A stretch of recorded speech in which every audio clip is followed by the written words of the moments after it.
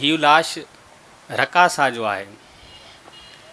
अहिड़ो चेहरो जंहिंखे कंवल जे गुल, अहिड़ो चेहरो जंहिंखे कंवल जे गुल ऐं चंड सां तशबी ॾियण खां अॻु में इहो सोचणो पवंदो त छा उन खां बि वधीक का अछूई ऐं नकोर तशबीह थी सघे थी।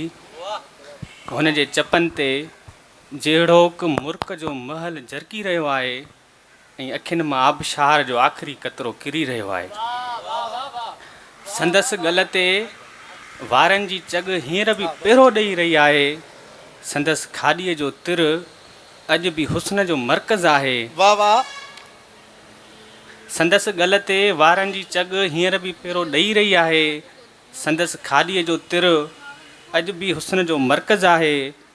अॼु हूअ मायुनि जे घेरे में, अॼु हूअ मायुनि जे घेरे में ऐं सुॾकनि जे पासे आहे।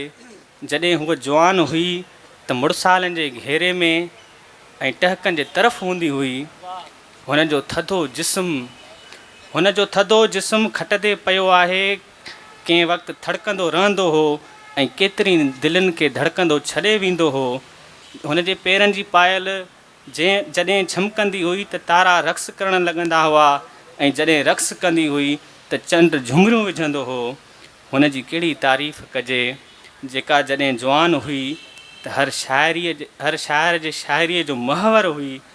हीउ लाश कंहिंजो आहे, हीउ लाश कंहिंजो आहे, उहे पुछी रहिया आहिनि जेकी रातियूं रंगीन कंदा हुआ हुन जे कोठे ते ऐं वहशी बणिजी हुन जे कोरे जिस्म खे वल जीअं वकोड़े वेंदा हुआ।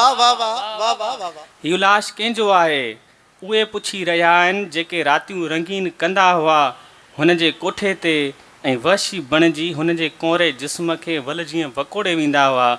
अॼु हुन जी डोलीअ खे 4 कुला नथा मिलनि, अॼु हुन जी डोलीअ खे 4 कुला नथा मिलनि जंहिंखे कंहिं वक़्तु हथनि ते माण्हू खणंदा हुआ।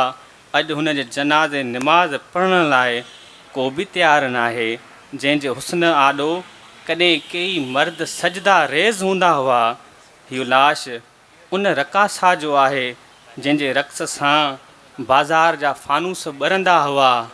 हीउ लाश उन रकासा जो आहे जंहिंजे दम सां हिकु घर जी चुल्हि ॿरंदी हुई ऐं केतिरनि ई जिस्मनि जी बाहि ठरंदी हुई।